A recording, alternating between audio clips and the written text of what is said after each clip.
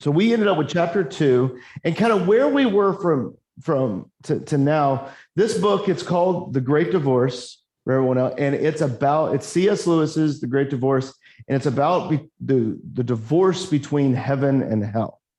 And it's not a book that is like, this is what you should feel about this. This is how you should look at this. This is what heaven is like. This is what hell is like. That's not what this book does. This book is a fictional story that opens your mind to how things might be. It also, and I think the brilliance of the book is that it gives you a picture of people that have problems that are holding them back from the glories of heaven. And if you're open to it, you will generally see parts of those people inside of us all, And so the book is very, very pointed in that. And that's one of my reasons one of my favorite books is that it's subtly yelling out some big eternal truths.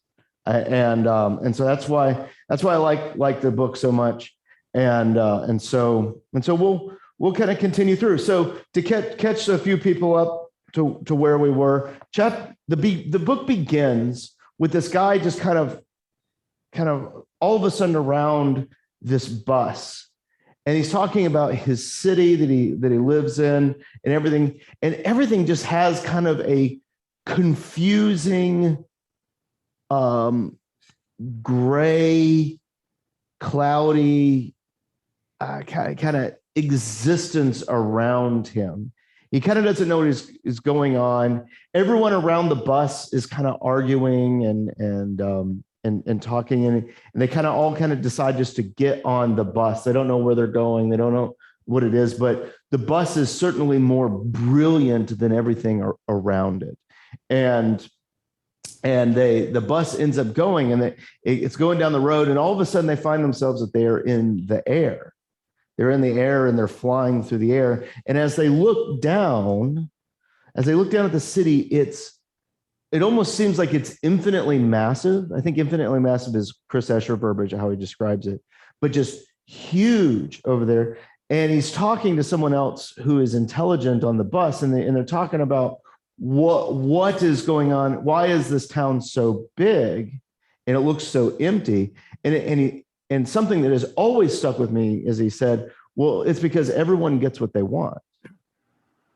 And that people, they'll get in a little argument with someone, and because they can just build anything as fast as they want to, they're just able to move away from that other person, move away and get away from them. And so it's created just these massive empty places that are millions of miles apart, it says in some way, because no one can stand even in being in a small argument with anyone else. I think that little bit right there says a ton about where we are politically right now, right? That's but you got to remember, when C.S. Lewis was writing this, he's writing this, what's the date on this book? Is it World War II? Yeah. Oh, yeah. 46.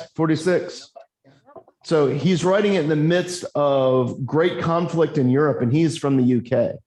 So he's writing it amidst that sense. So you can kind of understand how people are at each other's necks most of the time.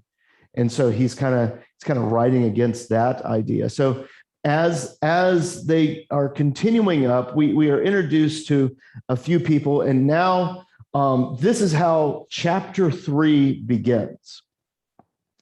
They keep on climbing, and they see this huge city, which we understand as the reader to be hell or purgatory, as we see, but hell as we're coming up, and this is how the 3rd chapter begins. A cliff had loomed up ahead, and it sank vertically beneath us, so far that I could not see the bottom. and it was dark and smooth, and we are mounting all the time. At last, the top of the cliff became visible, like a thin line of emerald green stretched tight as a fiddle string. Presently, we glided over the top. We were flying above a level, grassy country, through which there ran a wide river, and we were losing height now.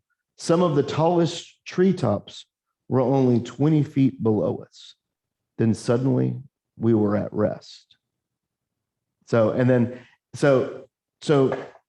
this is beautiful, like picture that is pictured in my mind of these people in this bus going up and up and up, and all of a sudden they kind of cross over a cliff face, and then they're kind of over, and they can see that there's this river and all that, and then they kind of glide down, and they now land here, and the people in the bus are all angry at each other and taunting each other and all these things, and it talks about what happened when he got out, and this is the first thing I kind of want to talk about.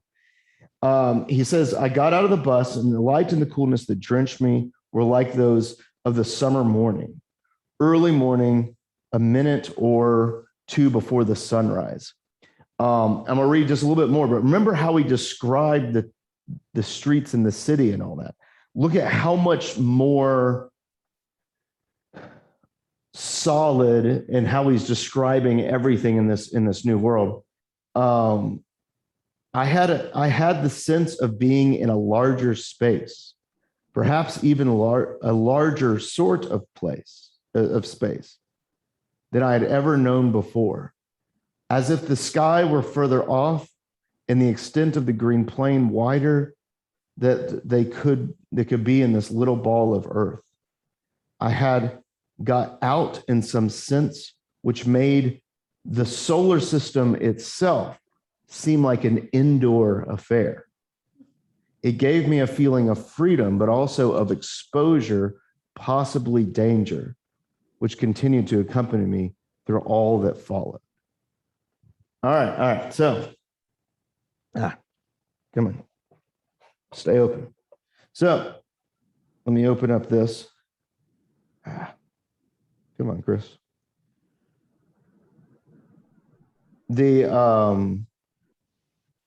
See. So with regards to, I don't like that. So what do you think? What do you think of that? What do you think of what I just read in the description? What kind of brings up to your mind? Here, I'll read this question. Perhaps this question is better. Once Lewis steps off of the bus, he finds himself in a space so huge that the solar system is an indoor affair. By comparison, it gives him a feeling of freedom, but also exposure and possible danger. Why do you think he feels that way? It's a totally unknown experience for him. We judge our world by start and stopping. This what's the word I'm looking for? This boundary, okay. Yeah. And he's looking at something that he can't quite comprehend within his sphere of immenseness. This is beyond anything he can even put into words or explain. Yeah. But it is freedom, this immenseness, but there's also the fear that he quite isn't as protected as he was in that smaller universe. Easy there. That hasn't been revealed yet.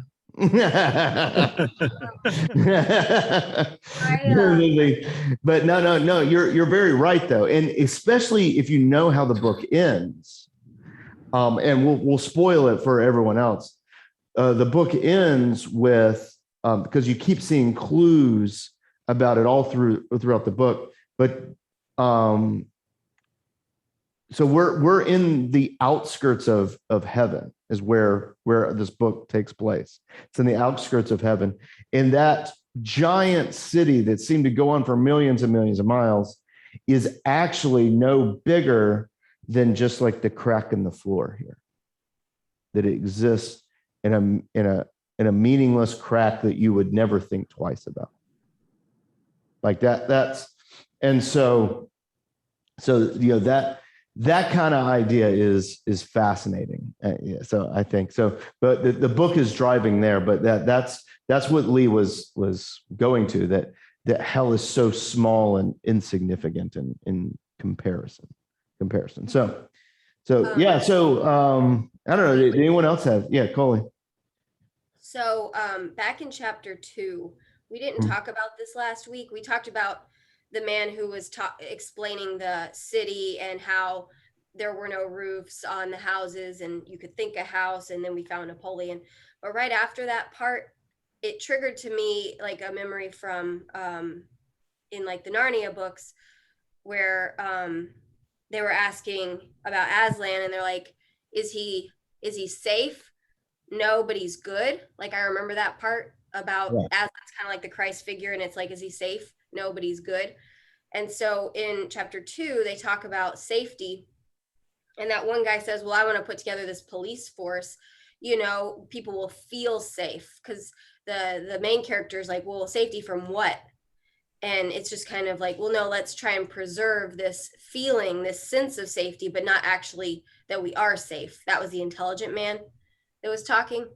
And then that was the contrast then to now him feeling this bit of danger, but with that comes the freedom that Lee was talking about.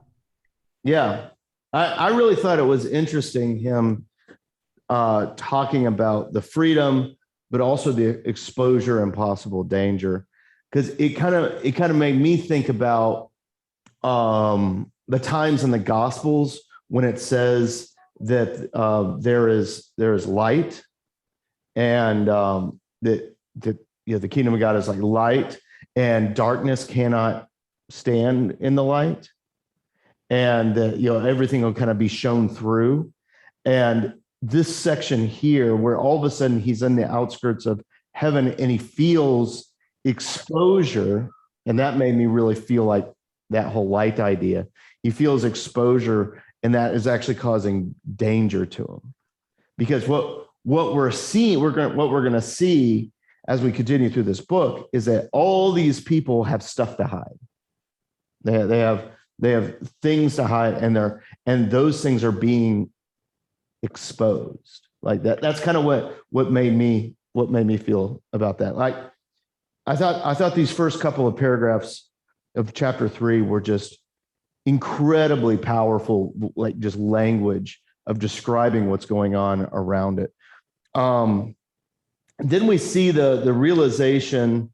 This is the question from the book: is what does Lewis fully realize about the other passengers on the bus as well as himself, and how does it affect their interaction with the surroundings? They're not really part of it. They're just phantoms. Yeah, they're just phantoms. Is real. They're phantoms. Yeah, so they're just phantoms. They're see-through, and I remember, I will always remember the visuals of this book, because he tries to step out in the grass. He tries to step out into the grass. So he's a phantom. Everybody on the bus and him are transparent. All these people that were living down in hell, they're all transparent. They're just not solid. And then when they step out onto the grass and not even the dew on the grass is affected by their step. Like, and there's even like, yeah, here it is. Like, so the grass did not bend under their feet. And then it says this: moved by a sudden thought, I bent down and tried to pluck a daisy which was growing at my feet. The stalk wouldn't break. I tried to twist it, but it wouldn't twist. I tugged till the sweat stood out on my forehead, and I had lost most of the skin on my hands. What a disgusting thing, right? Like that's Did he have any skin on his yeah, face? yeah. Did he have any skin on his face? Like that's such a Oh my God. yeah. Like that it's such a visual thing because you think of something so insignificant as a daisy, you know, and he's not able to interact with it at all. That idea stood out to me so powerfully for so long. The idea, the substance of in the realm of the creator, you know, has everything is just so much more real, that so much more solid and things like that. And one of the things that we're going to see as we go into these first couple of people is that, especially, I think it's the big man that we talked to first here, that he's trying to bring solidness to himself. You know, if you notice, like his abilities, what he's good at, what he's doing, what he's fighting for, he's trying to bring importance and solidness to himself. And you're looking at what we're going to see as the heavenly beings here in a second, that they are made solid from something else, you know? And I think that was something that always stood out to me, that I think our sinful side of us is always trying to bring importance to ourselves. Yeah, Cheryl? I see by writing this, making us re-examine our mindset. Oh, yeah. Oh, yeah. Oh, yeah. Yeah, re-examining. It's helping us re-examine. Cheryl, I don't know if you guys could hear Cheryl or not. You could hear her? All right. Like loud enough? Yes. Okay. All right. I mean, not as loud as you. Yeah, no, that makes that listen, somebody's got to be the loudest in the room. Like but yeah, I think like reevaluating how we look at the world around us, and also how we see ourselves in these characters. Like, and that's to evaluate ourselves in that. And it's very powerful for that, because it can be like, ooh, that's me over there. The fact that we are transparent, Yeah. I thought of, we all live our lives within social norms. Yeah. That the real us very, very rarely comes out. Oh, And yeah. in this, the phantoms are transparent in the sense of you can see through who they really are, other than who they portray themselves to be. That's an interesting, yeah. That's a Makes me think of the pool of water when you put your finger in and you pull it back out. yeah, it just fills right back in. Yeah. So remember, he said that he's kind of scared of the surroundings and all of that. And then the other ghosts are kind of the same way, and they all kind of dart back to the bus. And one of them talked to the bus driver for a second. He goes, "Hi, mister," said the big man, addressing the driver. "When have we got to be back?" You know, so it's like, when do we have to go back home? And the driver said, "You need never come back unless you want to. Stay as long as you please." And there was an awkward pause. I really like that one. Let's see the question that they have. Even though the bus driver said that they can stay as long as they please and never go back to the gray town, some of the ghosts become overwhelmed with fear and retreat for the safety of the bus. How do you feel about that? How do you? It's kind of similar ideas to what we've been talking about, but Sounds like they're more comfortable with what they were used to down in the gray town. yeah. And they're uncomfortable in this unknown spot they're in now. Yeah, so they're comfortable with what they're used to. even in the great Out town. of your comfort zone. Yeah. And this new thing. And it sounds like it's very new. Very, very new, very new. Yeah, no, that's great. Okay, so the next thing we see, hold on, what was? We have more of this contrast with them feeling crowded, yet also solitude with the vastness. Yeah, More of that just below this conversation, as we were Yeah. pointing. Did you want me to read any of that or? No, it's just, and I began to look about, and in spite of his reference to a crowd, the solitude was so vast that I could hardly notice the knot of phantoms in the foreground.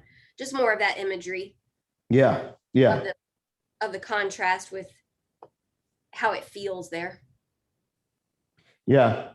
We even have the sense where the respectable ghost is annoyed at the whole thing going on, right? Like he's even upset by all of that. Now I want to read the last paragraph of the chapter. And it talks about the solid people coming up. So long after that, I saw people coming to meet us. Because they were bright, I saw them while they were still very distant. And at first, I did not know that they were people at all. Mile after mile, they drew near. The earth shook under their tread as their strong feet sank into the wet turf. A tiny haze and a sweet smell went up where they had crushed the grass and scattered the dew. Remember, they couldn't crush the grass or scatter the dew. So some were naked, some robed, but the naked ones did not seem less adorned. And the robes did not disguise in those who wore them the massive grandeur of their muscles and the radiant smoothness of their flesh. Some were bearded, but no one in that company struck me as being a particular age. One gets glimpses, even our country, of that which is ageless. Heavy thoughts in the face of an infant or frolic childhood in that of a very old man. Here, it was all like that. They came on steadily. I did not entirely like it. Two of the ghosts screamed and ran for the bus. The rest of us huddled closer to one another. So I love like just the description of them walking to there. Like I like the description of one was naked, but I did not feel like he was any less adorned. Like all these things that are, it's telling that these people are like almost entirely different, right? Like setting up an expectation that these people are from a different place. And I also think it's fascinating that that the ghosts are scared of them, right? That they're completely terrified of them, and they try to run for the bus. And I like how he put it. They came on steadily, and I did not entirely like it. What a way to put that, right? Like that's amazing. I don't know. Did anyone have any thoughts about that? When you were talking about the age, it made me think of Dorothy and Wizard of Oz. When she was younger. And Oh yeah, my It's first the thought, age that you have this going on. yeah. Dorothy and the Wizard of Oz, and kind of what she's going for. Yeah. That's good. thought with the robe Yeah, was when you graduate, you come in a robe, a cap and gown. I viewed it as a different level of the spirits. okay. The naked ones had not yet reached what the robe ones had, but they Oh. were still beautiful and wonderful to behold. Okay, that's interesting. Yeah. I didn't go there. That's interesting. That's it. Yeah. No, that's great. So it's, but we could definitely tell that these people they're solid. I mean, how they're moving through the grass and like squishing into the turf, and all of that is profound there. So all right. So we're continuing on with the story. We're in chapter 4 now. Here, chapter 4, and we're going to be introduced to the big man and the guy that he actually knows, whose name is Jack. I'll read the descriptor of this chapter from the study guide. The ghosts, completely out of their element, are now confronted with the solid people of heaven. Lewis does not want to intrude on the heavenly conversations about to take place and moves away so as not to overhear. But the big man follows him, and in turn, a spirit follows the big man. So Lewis has no choice but to follow the conversation. And then they always have one quote, and the quote for this chapter is, "Then do it once, ask for the bleeding charity. Everything is here for the asking, and nothing can be bought." So,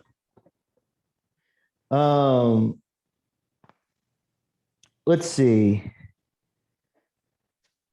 So let me read a little bit at the beginning of this chapter. As the solid people came near, I noticed that they were moving with order and determination, as though each of them had marked his man in our shadowy company. So they're coming to specific ones. And he kind of talks about how he wanted to kind of get away and not be involved in any of those conversations. And a grove of huge cedars on my right seemed attractive, and I entered it. Walking proved difficult. The grass, hard as diamonds on my unsubstantial feet, made me feel as if I were walking on wrinkled rock. And I suffered pains like those of the mermaid in Hans Andersen. A bird ran across in front of me, and I enlivened it. Let's see here. We don't need to. So almost at once, I was followed by what I have called the big man. To speak more accurately, the big ghost. And he, in turn, was followed by one of the bright people. "Don't you know me?" shouted the ghost.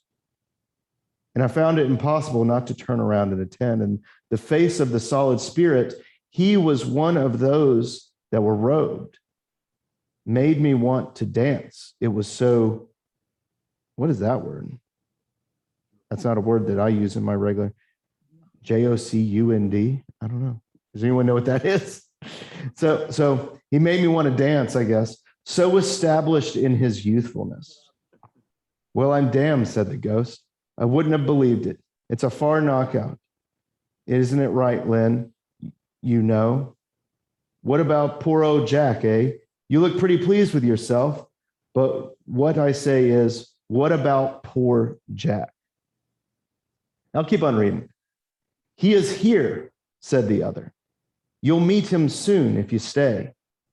But you murdered him." So the ghost is talking to, the big man ghost is talking to this robed, solid spirit. And he's like, "Hey, don't you recognize me?" And the big man ghost looks back at him and says, "Oh yeah, like I see you over there. I see you. You're looking all big and stuff like that. But what about Jack?" And he's like, "You murdered him." And Lewis's response to this in his writing is brilliant, I think. "Of course I did. It is all right now." Like in that speaking, this is why I think this is so important. In that response, "Of course I did, and it's all right now." Is there any shame in that response? No. Like this is why this changed my picture of the hereafter, and it changed my picture of at least how I would hope I would taught to people in this life, right? And it also kind of changed my understanding of what forgiveness is, because he just comes right out and says it. And so the big man challenges, all right, it is. All right, for you mean. But what about that poor chap himself laying cold and dead? But he isn't. I've told you. You'll meet him soon. He sent you his love. What I'd like to understand, said the ghost, is what you're here for. As pleased as punch you, a bloody murderer, while I've been walking the streets down there, living in a place like a pigsty all these years. So it's like, why are you a murderer up in the good place? And why am I in the bad place, right? Like that's over there. And you start seeing what this guy's issue is. Let's see, let's read a bit more.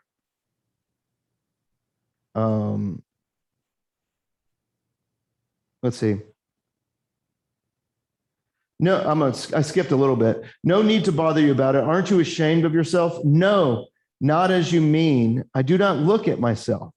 I've given up myself. I had to, after the murder.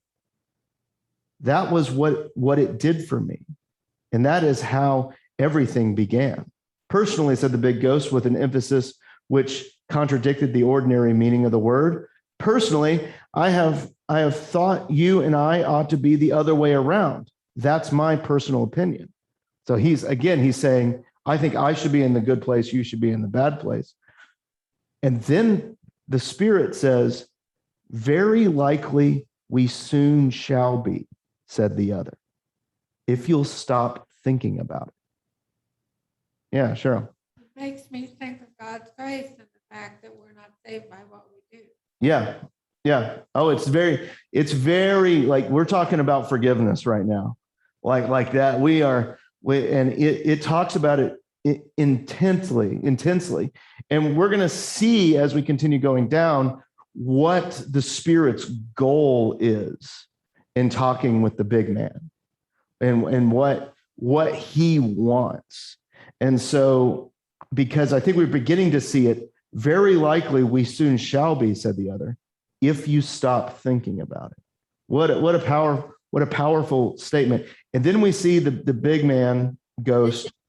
Yeah, go ahead. Oh, I was just thinking about, several elements of Jesus conversations here, with the murder of saying, well, yeah, but also if you hate anyone in your heart, that's like murder. So, when we do studies about the 10 Commandments and say, check, we're good people because we didn't do these, and maybe we struggle with coveting or something, Yeah.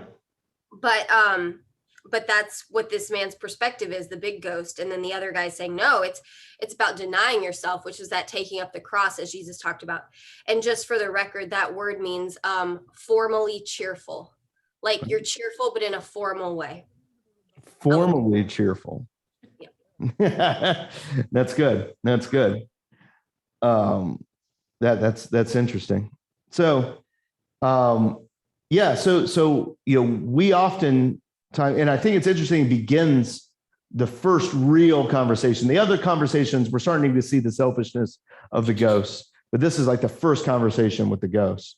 And he starts it off with talking about murder, which we all know is awful and heinous, but C.S. Lewis is throwing it on its head here.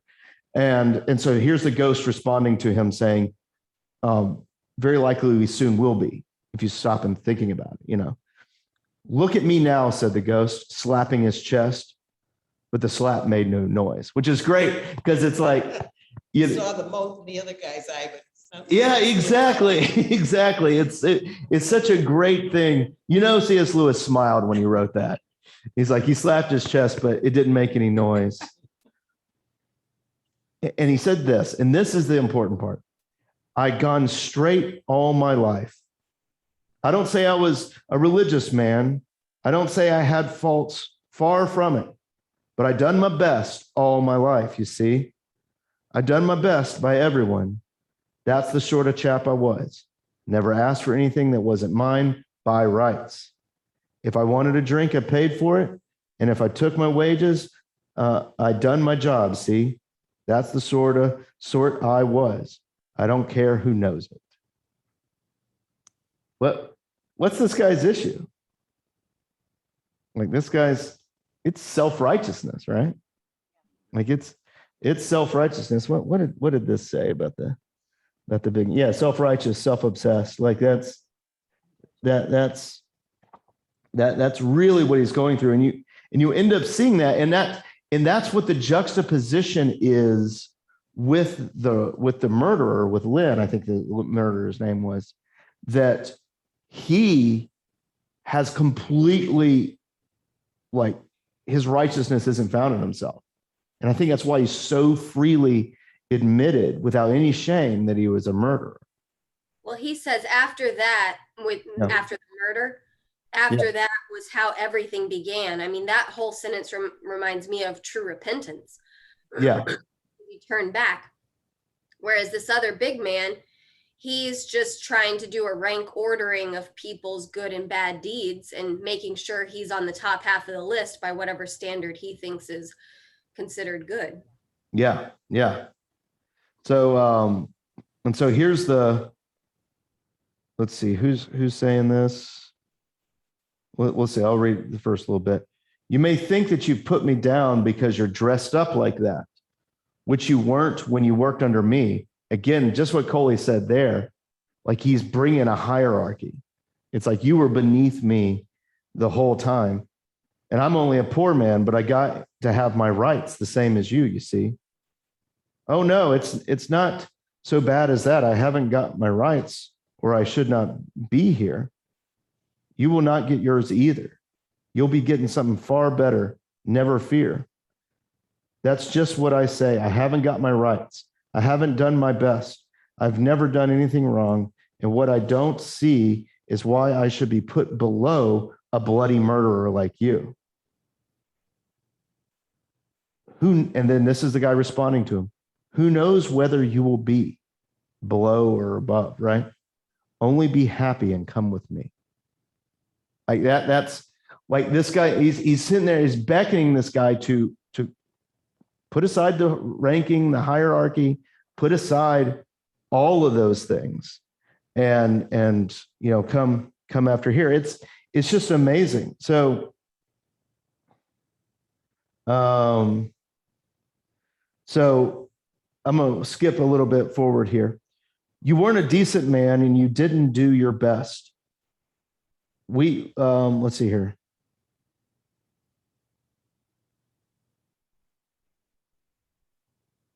I want to make sure that I'm doing this in context. Yeah, all right. You weren't a decent man and you didn't do your best. None of us were, and none of us did. Lord bless you. It doesn't matter. There is no need to go into all that now. You, gasped the ghost, you have the face to tell me I wasn't a decent chap? And I have this all underlined. Of course, must I go into all that? I will tell you one thing to begin with. Murdering old Jack wasn't the worst thing that I did. That was the work of a moment that I was half mad when I did it. But I murdered you in my heart deliberately for years. I used to lie awake at nights thinking what I would do to you if I ever gotten the chance. That is why I've been sent to you now, to ask for your forgiveness and to be your servant as long as you need one. And longer if it pleases you. I was the worst, but all the men who worked under you felt the same. And you made it hard for us, and you made it hard for your wife too, and for your children. Like that's like he just comes right out and says it there. But I think it's interesting. So he's been alluding to that idea of things may, you think that I'm above you, but if you come with me, things may get turned around for you. Then he comes out and says it, like, I'm here to ask for your forgiveness and to serve you. Right? Like that's, and so then, and you see there, just like Coley was talking about with the forgiveness stuff earlier, and you start seeing the acting out the ideas of like what we say in the Lord's Prayer, like forgive us our sins just as you have forgiven us, right? And also when Jesus says that all the stuff talking about forgiving others because we have been forgiven and all that. And you can see that the Spirit is really leaning into that. And so let's see here. All right, I'm skipping down just a little bit more. And I'll tell you another thing, said the ghost. You can clear off, see, you're not wanted. I may be only a poor man, but I'm not making pals with a murderer, let alone taking lessons from him. Made it hard for you, and you're like I did. If I had you back there, I'd show you what work is. So he's threatening him. It's just constant threatening. If I had you back there at the Great Town with me, I'd show you what work is. And then the Spirit says to him, come and show me now, said the other with laughter in his voice. It will be a joy going to the mountains, but there will be plenty of work. I love that idea there. One of the things that really changed my concept of the hereafter in heaven is that I guess like that's always why I make fun of like our heaven, a concept where it's like Care Bears shooting rainbows out of their belly buttons and things like that, because that's not what C.S. Lewis is using the Spirit to say. He's saying that it's a place that has work in it, but it's good work, like it's that feeling of fulfillment and all of that. And this guy is like, I'll show you what true work is, but really he doesn't want to show him what true work is. He wants to show him who's better than the other, right?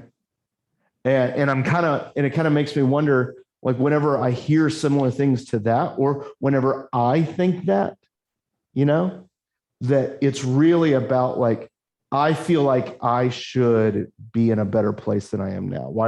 Why is success going to these other people? Right? And it's almost like coveting what they have. I don't know. So that's kind of where that took me. I'll show you what work is. And then how the Spirit responds to the ghost. Come and show me now. I'll show you what work is. And he's like, well, come on then. Come on and show me what that is. I mean, there will be a lot of joy when we go to the mountains, but there will be a lot of work there too. Like come and show me. And he refuses because it would mean that he would have to put aside his pride and go with the murderer, go with someone that's less than him. And that's a hard lesson for us all. Just that idea of threatening. I don't know. Does anyone have any thoughts at the end of this chapter? The ghost keeps referring to his rights, his rights, his rights. Yeah. And the Spirit says, oh no, it's not that bad. Meaning you're not going to get what you deserve. Yeah. You're not going to get what you deserve. I haven't got my rights, or I should not be here. And you will not get yours either. You'll get something far better. Never fear. Meaning, again, we can't do it on our own. And that's what the Spirit was saying. You can't do it on your own. I'm here to help you. Yeah. It's so good. But the guy wanted to do it on his own. That whole way. Really could. And so I mean this one, and I hope this kind of like self-righteousness, self-entitlement to self-making, because what that does, like when you believe in like the self-made man type of thing, like usually you're putting yourself in a bondage of, well, I got to be better than those people over there. And that's, I tell you, as a pastor, that's soul sucking, because it's easy to compare yourself to what other people are doing, you know, like that's, and I know that's how it is with other things too. I know moms feel that way. You know, dads could feel that way with the kids. Like, oh man, Betty's kids are so much better than mine. You know, like that. It's so easy to fall into this trap of like, I just got to be better at this. And Pastor, isn't that something our society is constantly throwing at us?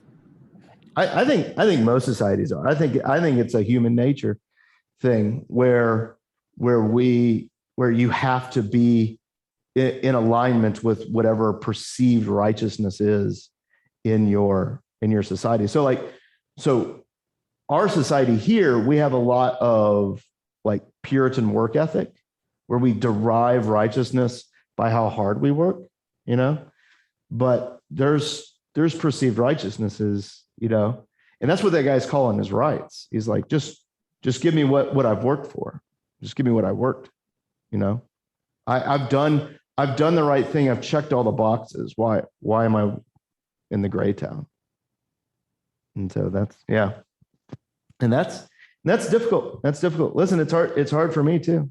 It's hard for me. And I imagine it's hard for everyone else. All right. See, we got like 8 minutes. Let's see how much of chapter 5. We may have to revisit chapter 5. Let's see how much more. Chapter 5 is a very interesting part of the book. Chapter 5? It's 4 or 5. So yeah, it's him. It's kind of the big man again, but come on. And so, but he's kind of walking around. Let's see here.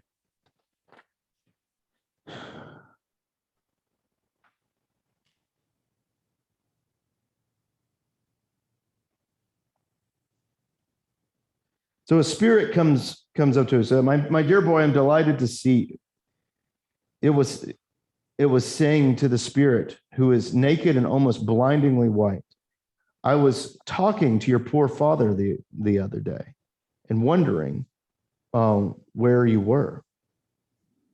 You didn't bring him, said the other. Well, no, he lives long way from the bus. And to be quite frank, he's been getting a little eccentric lately, a little difficult, losing his grip. He never was prepared to make any great efforts, you know. If you remember, he used to go to sleep when you and I would talk seriously. Dick, I shall never forget some of our talks. I expect you've changed your views a bit since then. You become rather narrow-minded towards the end of your life, but no doubt you've broadened out again. So this is the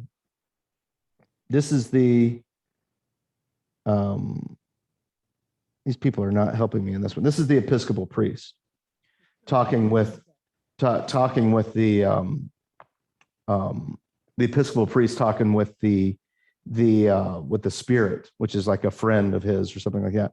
And I think it's interesting that this Episcopal priest that's in the gray town he accuses the spirit of being a little narrow-minded towards the end of his life, which is interesting bit of shade being thrown there. Let's see here. Let's see. So we'll continue. How do you mean? What do you mean I've been narrow-minded? Well, it's obvious by now, isn't it, that you weren't quite right? Why, my dear boy, you were coming to believe in a literal heaven and hell. But wasn't I right? Oh, in some spiritual sense, I'm sure, but I still believe in them in that way. I am still, my dear boy, looking for the kingdom, but nothing superstitious or mythical. Excuse me. Where do you imagine you've been? I love it. So he asks him, where have you been? Oh, I see. You mean the great gray town with continual hope of morning. So he turns the gray town into like, it's almost like It's the sunrise is right around the bend, right? A continual hope of morning. We must all live by hope, must we not? With its field of indefinite progress is, in a sense, heaven, if only we have eyes to see it. That beautiful idea. Like fascinating stuff here with this guy, where he's calling the bad stuff righteous. Like, yeah, like you see that? Like that's he's calling the bad thing righteous there. So let's see here. So I skipped a few lines down. We call it hell. There's no need to be profane, my dear boy. I may not be very orthodox in your sense of the word, but I do feel that these matters ought to be discussed simply, seriously, reverently. Discuss hell reverently. I meant what I said. You've been in hell. If you don't go back to it, you may call it purgatory. Just throwing a little bit of redemptive hope in there. I love it. Go on, my dear boy, go on. That's so like you. No doubt you'll tell me why, on your view, I was sent here. I'm not angry. But don't you know? You were there because you're apostate. Are you serious, Dick? Perfectly. This is worse than I expected. Do you really think people are penalized for their honest opinions? Even assuming, for the sake of argument, that those opinions were mistaken. All right, so this guy's argument, this Episcopalian theologian, this guy's argument is that he has honest opinions, right? Honest opinions. Now, what we're going to end up seeing is that the Spirit is going to call him out on his honest opinions, and they're not so honest, right? They're not so honest, and that's the thing. So it's easy to think that, oh yeah, these honest opinions, over there, but he's chasing after something else rather than honest opinions. So let's see, let's continue on. And so he then calls his honest opinions, but honest opinions fearlessly followed. They are not sins, is what he says. So he's saying, I have honest opinions, and he goes, I follow my honest opinions fearlessly. And then he continues on, and he's even upping his rhetoric. They were not only honest, but they're actually heroic opinions. So you see what he's talking about. He's like, oh, they're heroic and all that stuff. And then he goes, I defined the whole chapter. I took every risk. And then the Spirit says to him, what risk? What was at all likely to come of it except what actually came? Popularity, sales of your books, invitations, and finally, a bishop, becoming a bishop. And so here's what C.S. Lewis is getting into his world here for a second.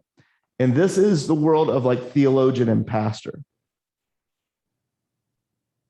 How you make money selling books in like the realm of the church is to not write the same stuff, but it's to write something new, right? Is to do something new, to write something new. There's no money in rehashing the old stuff. And that's what he's talking about. That's what he says to him. It's like, what risk did you do? You got what you came for: popularity, sales of your book, and invitations, and finally to become bishop. Like that's what you're actually looking for. And then he says this, friend, I am not suggesting at all. You see, I know now, let's be frank, your opinions were not honestly come by. We simply found ourselves in contact with a certain current of ideas and plunged into it because it seemed modern and successful. At college, we just started automatically writing the kind of essays that got good marks and saying the kinds of things that won applause.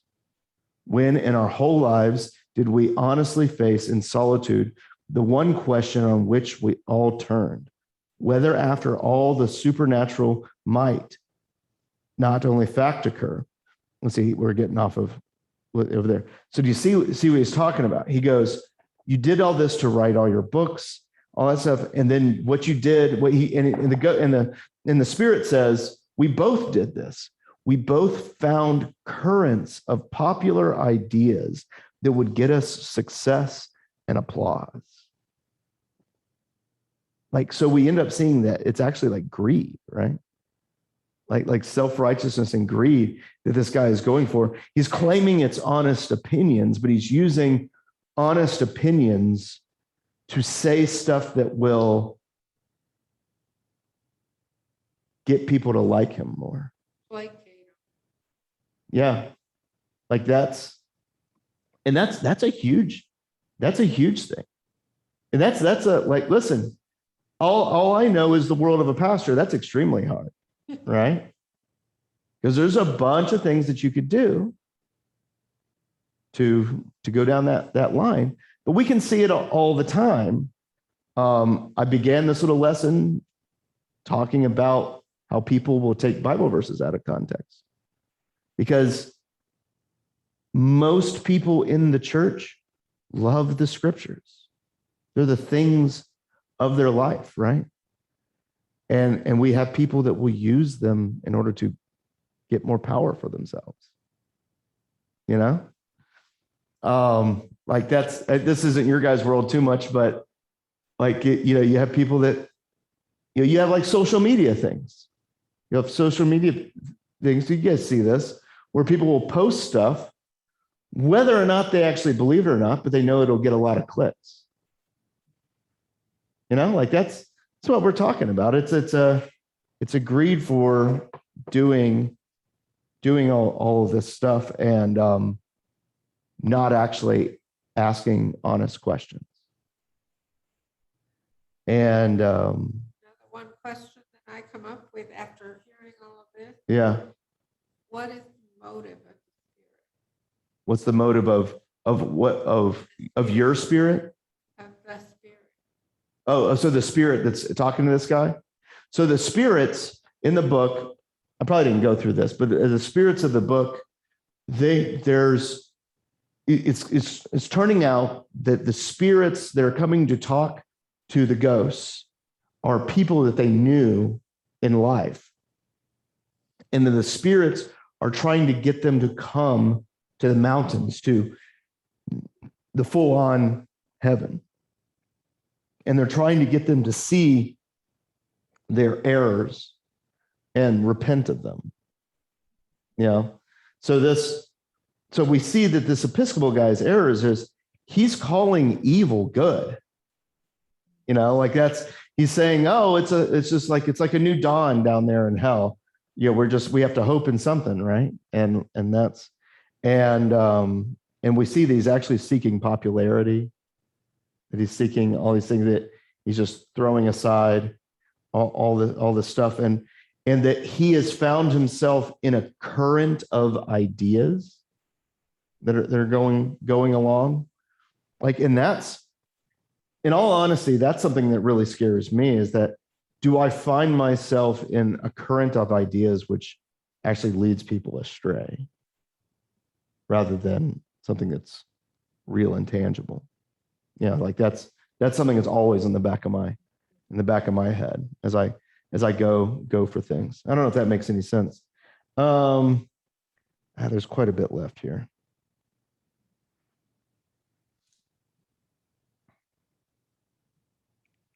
We'll revisit this.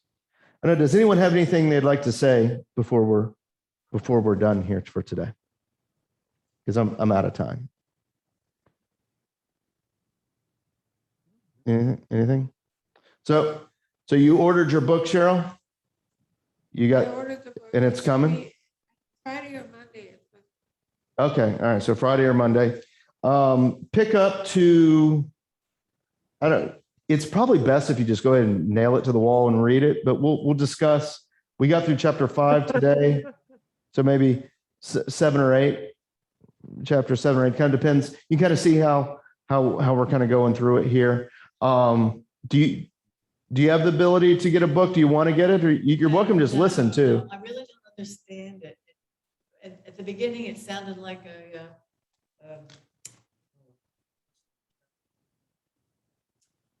touched by an angel thing. And Oh, yeah. Then the other part seemed like Casper the ghost. Yeah, it's I don't get what, I like to come and, yeah. Well, you're welcome to come as much, and we can talk about it, because it's C.S. Lewis was this fascinating theologian at the beginning of the 20th century, and wrote a bunch of things. And I figured during summer it'd be interesting to go through this and kind of allow us to see how there's strains of sin in us that may need some forgiving and repenting, and that this kind of helps us see that. But I appreciate you coming. I always enjoyed being here. Yeah. I enjoyed being here with Pastor Russ. Yeah. Mondays, always look forward to Mondays and Thursdays. Yeah. Good deal. I will say this, hopefully next week, this study next week will be in the new classroom. Hopefully we'll be in there. It may not happen, but I'm getting it set up so it'll be easier set up for me, and we should be able to hear everyone a lot better. Where's the new? It's in the new building over here. Oh, the Alzheimer's? Yeah, Alzheimer's. There's a sign that says Grace Lutheran Church, and we have a half of that building. Oh. And so for the church, and so there's a classroom in the back of that. And there'll be a note, this door to go over. Yeah, we'll put something. If We'll, it's, yeah, we'll put something in there. all right. But that's kind of my goal. It may not happen for this next week. Some stuff has to come in. So, but we'll see. We'll see. Still be online. Yeah, it'll still be online. Yeah, it'll still be Zoom. It'll be all this stuff. It'll just be less to set up. It'll just be kind of, and everyone will be able to hear everybody a lot better. But here, I'll say a prayer for us. Jesus, we thank you that you are with us and that you guide us. Lord, as we look at various things that your servants have written throughout the time, Lord, help us to see our own sin and how we can be saved by your death and resurrection, Jesus. Lord, give us freedom that we may be able to confess those sins and seek after you with new hearts. In Jesus' name, amen.